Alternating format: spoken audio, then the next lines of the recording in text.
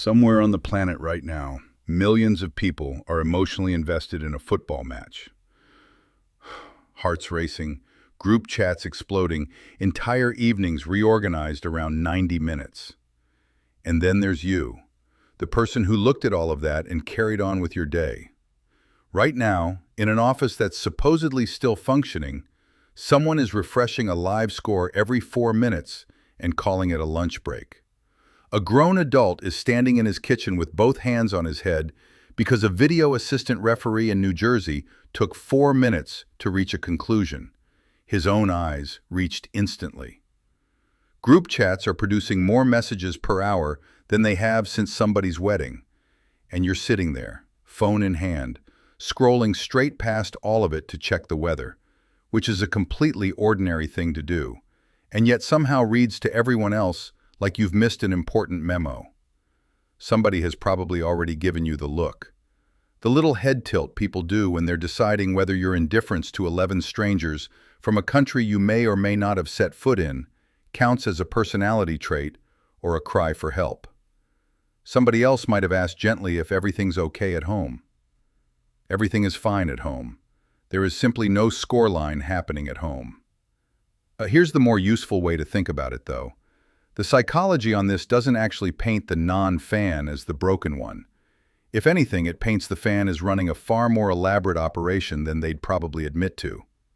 Researchers who study this tend to describe fan identification less like a light switch and more like a dial, one that most people are perfectly free to leave sitting near zero. Knowing the tournament exists, sure, a loose preference for whichever team happens to share your passport maybe. But the leap from that to reorganizing your emotional week around a round of 32 fixture is a fairly large commitment, and plenty of well-adjusted people never make it. Nobody hands you a form to fill out. You're allowed to just leave the dial where it is. Where it actually gets strange is what happens once somebody else's dial gets turned all the way up. Specifically, what that does to how they rate themselves on things that have nothing to do with the match at all.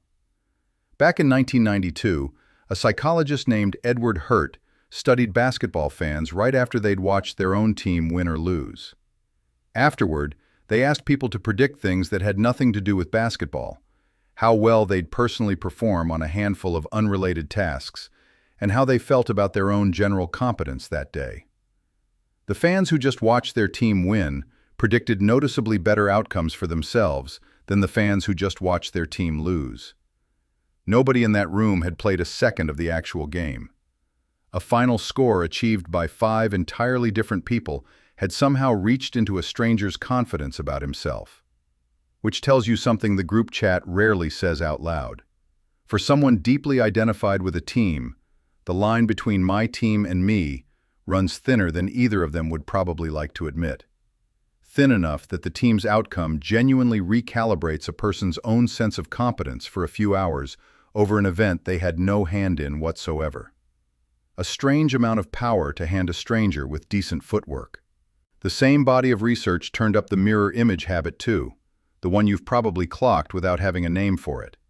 After a loss, identified fans tend to quietly put distance between themselves and the team. Suddenly, it's they who played badly, not we. The pronoun does a lot of unpaid labor in a fan's vocabulary, shifting depending on which way the result cuts, and almost nobody notices themselves doing it in real time. If you don't feel any of that leakage, if a missed penalty in the 89th minute doesn't put a single dent in how you feel about your own Tuesday, the more likely explanation is that whatever's funding your sense of self is already parked somewhere else, earning its own interest independent of a scoreline in New Jersey. And this particular tournament is not making that ask any smaller than usual. 48 teams this year instead of the usual 32, the biggest field the World Cup has ever run, spread across 3 countries over 39 days, the longest edition in the competition's history. A month ago, most casual viewers couldn't have placed Curaçao on a map with a gun to their head. Now there's a real chance someone at your job has a fully formed opinion about their back four. The field got wider. The social expectation to have picked a side got wider right along with it. To be fair to the people losing their minds over it, Some of that intensity is doing legitimate work in their nervous system. Sustained uncertainty, will it hold? Will it not? Keeps attention leaning forward for 90 plus minutes. And a lot of people find that genuinely chemically enjoyable, in roughly the same register as a good thriller or a roller coaster that refuses to just get to the drop already. But not every nervous system wants the same dose of that. People vary quite a bit in how much unpredictable stimulation actually feels good versus just registers as noise.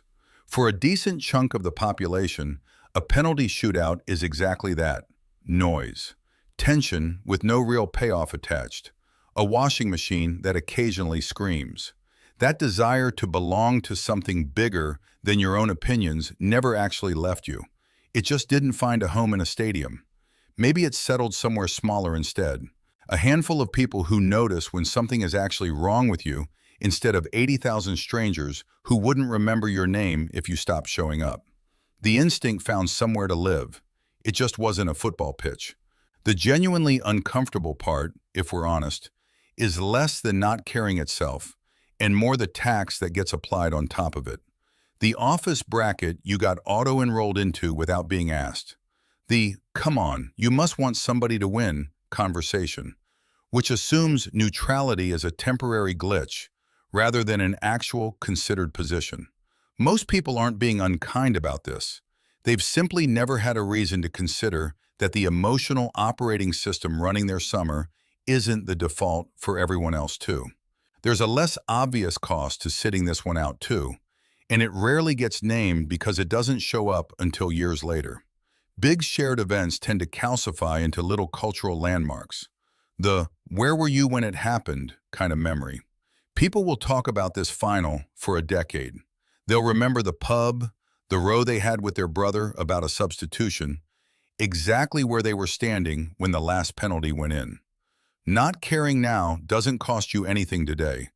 It just means that particular shared memory gets built without you standing anywhere inside it, which is a strange kind of absence, the kind you only notice in retrospect at a dinner table years from now, while everyone else finishes each other's sentences about a night you spent doing something else entirely, which is more or less the whole misunderstanding condensed. Fandom feels universal to the people inside it because for them it's doing something real, lending out confidence, structuring an entire summer, giving 80,000 strangers a reason to hug a person they've never met, and building them a memory they'll still be telling at parties in 2040. None of that makes anyone standing outside it odd, and it definitely doesn't make you the cold one at the party. It means whatever your version of that Sunday afternoon belonging looks like, it's happening somewhere the cameras have never once pointed, building its own memories nobody else was invited to. Might be worth knowing exactly where that is. Win or lose has nothing to do with it. If any of this landed, the noise versus stimulation thing, or your attention running on a different setting than everyone else's, that's part of why I made the 7-day reset bundle linked below. One guide's on dopamine regulation, one's on focus, and one's on sleep. And each gives you one concrete thing to do that day, not just more to read. It's in the pinned comment too. And if the belonging found somewhere else part hit harder than the football part, I'd point you toward the workbook I made for people who grew up too fast.